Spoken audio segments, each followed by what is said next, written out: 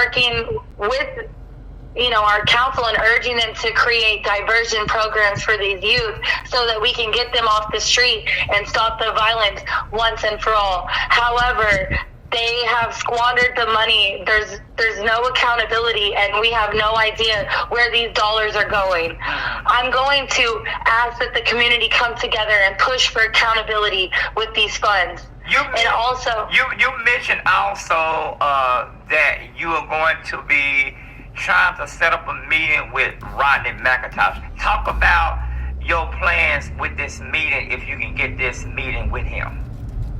Yeah, so I think I found the bridge because, as many of our listeners know, and some of those who aren't familiar with who we are and what we do, we have been on other sides of the table as Pastor McIntosh, and I think that Trent may be the bridge because, come to find out, and in a twist of fate, and I don't believe in coincidences, I believe in God. But I think Trent might be the bridge because Trent's best friend, Nikki Hayes, shout out to Nikki Hayes, if you're listening, which I know she will be listening.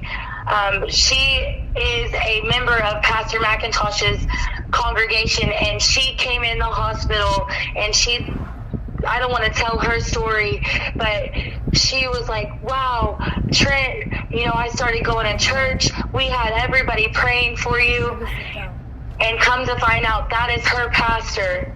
Wow. And so I want to sit down with you, Pastor McIntosh. If you are listening, please, we need change. We need to get these kids off these streets and end this senseless violence once and for all. What do you say to City Councilman Chris Nellis, to the Mayor of Fort Worth, Matty Parker, to Gina Bivens, and to the rest of the City Council that could be listening to the station? What would you say to them? Because it seemed like you already know we've been fighting against gun violence for years. United Methodist have, and we haven't gotten anywhere. So what do you want to say to them? Because they are the one that can provide the funding, but they, to me, I just feel like that they have already done all they can do for the youth.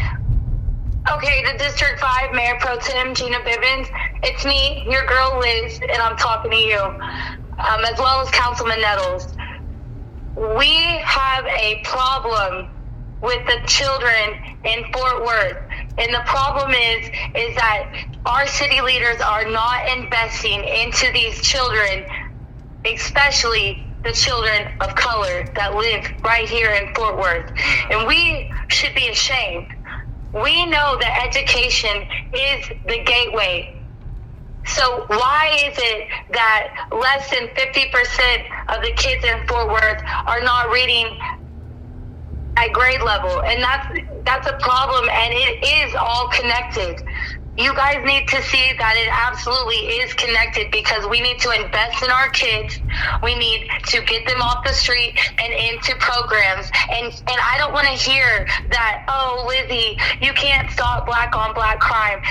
Because you need to take a step back and look at it from a macro lens. What we're fighting up against really is not black on black crime, but we are looking at generation after generation of systematic oppression. These parents they weren't even raised up themselves. They aren't even educated enough to educate their kids. Right. And until we educate and bring our people out of poverty and hopelessness, that is the real gateway out of this and to end the violence. And you know what? That is the reason you have programs like my radio show, like Karen Hines, Let's Talk Fort Worth. It's so important for people to support radio shows like my program, my radio station. Support Karen Hines' radio show, Let's Talk Fort Worth, because these are the radio programs that's going to speak the truth, that's going to bring the truth out and talk about the importance of what's really going on in Fort Worth, and bring city leaders on these programs. And so I'm encouraging Chris Nettles, I'm encouraging Rodney McIntosh.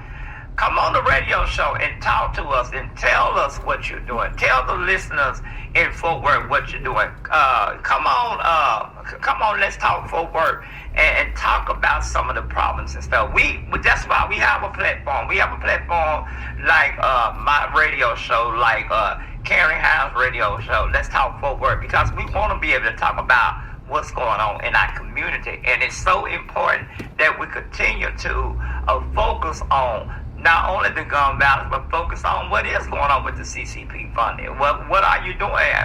And we already know that a lot of the mayor of Fort Worth and the rest of them have already said that they don't have to tell you what they're doing with that money, but it's important for the community to know what's going on with that money. Is the taxpayer money really helping? And if not, maybe we need to go to a different direction with the CCP funding. If I always was taught, if something don't work out, you don't keep putting money into something that's not working. What you have to do is you have to come up with a different idea. You have to come up with a different way of doing something. If the money's not working and we still see the same old results of killing going on, gun violence going on, then we have to come up with a whole new way of doing something. And I feel like, to be honest with you, I feel like that the city leaders are not doing a good job. They're not putting the money where the money needs to be.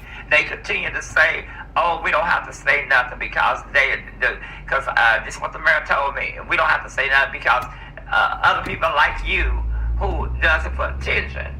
We do it behind closed doors. Okay, and that's all good. But the community have every right, the citizens of Fort Worth have every right to know what is going on with their taxpayer money.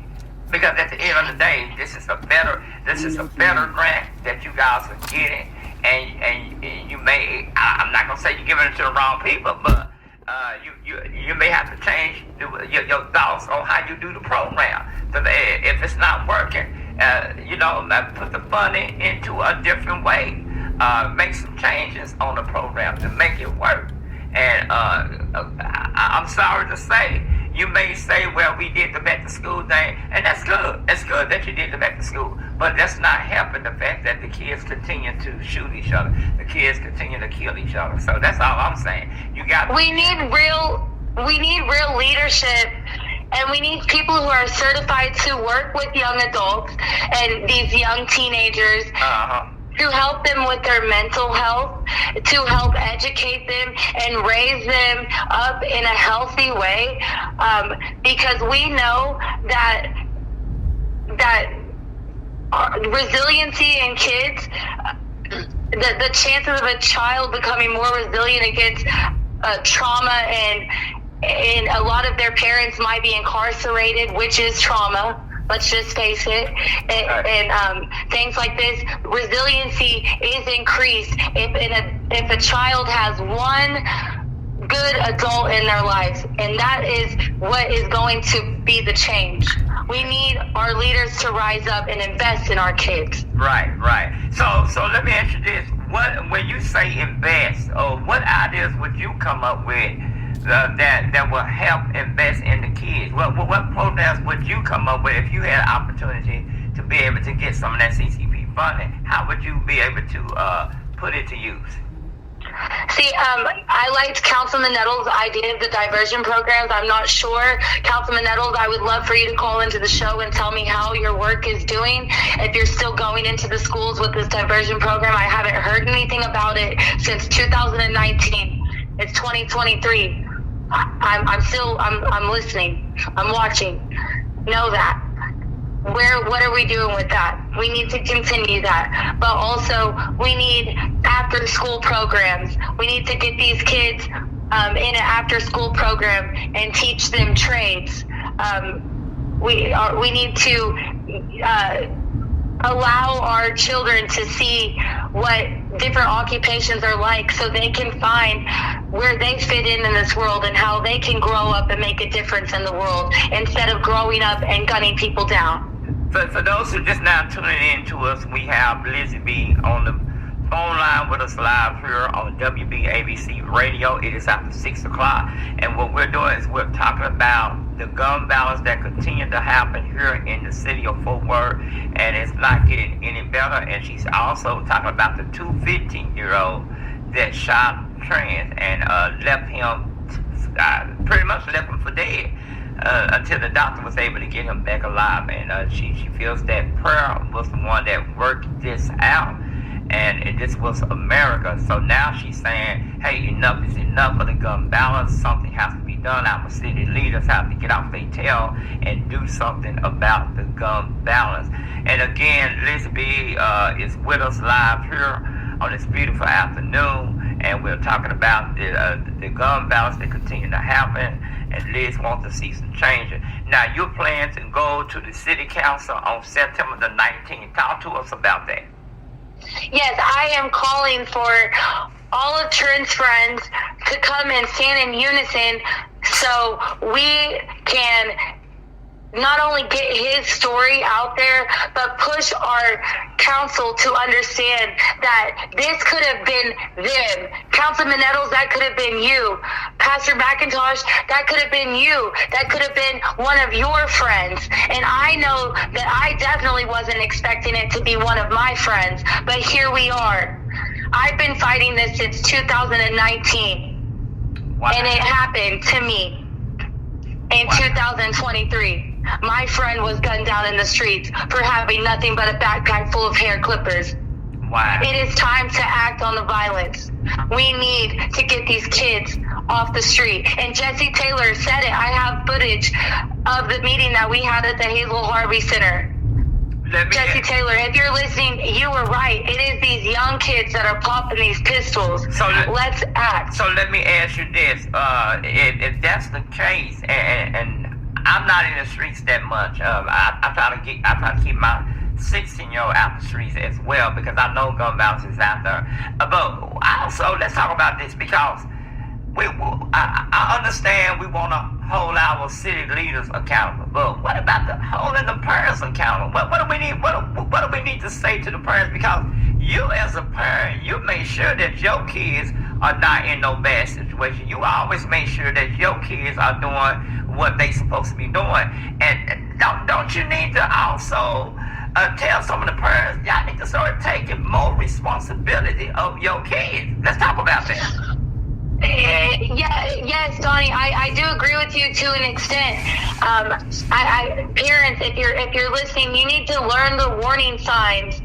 And also, if you are letting your kids roam these streets, please take accountability. Your kid at 15 does not need to be on the street. But Donnie, we have to, like I said earlier, we need to take a step back and look at it from a macro lens. A lot of these parents are working for less than a livable wage, and they have to work, and they're not able to have eyes on their kids at all times. That is why it takes a village, and that is exactly why we need these programs. But you know what? I agree with you on a certain extent, but it also goes back to this. You, as a parent, are responsible. Just like me, I'm responsible. Anything happened to my 16-year-old, and now I'm is responsible for this baby since my sister passed away. The responsibility has to be on the family. The family has to start taking control. We as a family have to start stepping in. Uncles, aunties have to start stepping in and try to figure out what the hell is going on with these kids, because all the responsibility don't go on the city council or the city leader. Some of the responsibility need to go on some of the family. You're right. It takes a village. So the village have to be the aunties, the uncles, the cousins, the elderly. Everybody have to do their part, not just the city leaders. And I'm not going against you on that, because I definitely feel the city leader can do a lot with the funding, but it needs to go on the family, the community leaders. Everybody needs to come together. You made a good point when you say it takes a village. It takes all of us to come together to say enough is enough. We all must come together and as a community and say, what are we going to do that is different? And so my thing is, how do you bring, even if the parents are working, you still Reconfigure delete. Responsible for what your kids is doing. Yes, you working your ass out. Yes, you working your tail out. But it still goes back to the parents, the family. The family have to start taking responsibility. Just like me, I'm taking full responsibility of not only the 16-year-old, but now the baby. Because I feel like when my sister left, that's my responsibility to make sure that baby don't have to worry about nothing. So it is going to take the village, but it's also going to take other family members to come together and say, enough is enough. And when you see your nephew, your cousin going the wrong way, you need to bring them back and say, hey, you can't do that. You got to do better than that. We have to take responsibility. Everybody has to take responsibility of helping to raise these kids. And yes, they got guns and stuff, but how do we get the gun? And I want you to answer this. How do we get the guns out of a 15-year-old hand? Well, and the issue here is that, Greg Abbott, I'm coming for you, because if I gotta walk to Austin, I will. At the next legislation session, I will be there, because Greg Abbott, you are the one who passed this open carry law. So therefore, you're making it hard, and I'm telling you that the only way people in our community are going to rise up and want to change the issue of gun violence is when every single person of color rises up and gets licensed to carry. I will say it again, and I've said it before, Donnie, and you know I've had them white people at the March for Our Lives looking at me crazy, and I'm going to say it again. We all need to be licensed to carry legally, but this open carry law needs to change. And Greg Abbott, I'm coming for you next. I'm not stopping at the city council. All right, y'all heard it first. And again, you asking also, I've seen on one of your posts that you were asking everyone to wear orange. Talk to us about because I know that's the National Gun Violence T-shirt. So tell us about the people that you want to wear the orange. Yes. So you guys, last thing, at the council meeting, I'm going to be putting Trent on a shirt. I've had his permission. I asked him, I said, hey, can I do the story? Can I cover this? Can I get your story out there? And he told me, Lizzy Boo, I would be mad if you didn't. And I said, okay, baby, that's all you gotta say. And he told me, he said, yeah, we finna rock out. I said, yeah, we are. So I'm asking everybody to show up at 6 p.m. at City Hall wearing orange to stand in unison for Trent Johnson. We need to stand up against the gun violence. Okay, and this is going to be September the 19th at the City Council meeting, at the 6 p.m. City Council meeting. Yes, that is correct. And if anybody has the means to do so, Tracy Johnson, which is Trent's mother, she is up at JPS. She's been up there for days now since September 2nd. She has not left his side. He is going to need extensive rehabilitation, and the healthcare costs after 9 surgeries have skyrocketed. He has a GoFundMe. Donnie B, I'm going to get you the link, and hopefully we can post it on the website. Okay. If you guys can make any kind of donation, even if it's $1, please do so. And you do know we have the WBABC radio Facebook page up too. So we'll post a GoFundMe on there. Okay. And I appreciate it. To all of our listeners, thank you so much for your support. Okay, so as soon as you get everything together, you're gonna come back on the radio and do our daily news for us to let us know what's going on. Absolutely. All right then. Again, this is Lizzy Beyou live with us right now on this beautiful Monday evening after 6 o'clock, and she's talking to us about the gun violence continue to happen. Again, we'll continue to follow up on this story. If you get any more development, make sure you talk to us and let us know. Don't go nowhere. We're going to talk to you out there. We're going to have a lot more coming up right here on WBABC Radio, your number one 24 hours music station and your 24 hours talk news when it comes out to what's going on in the community. There's a new beauty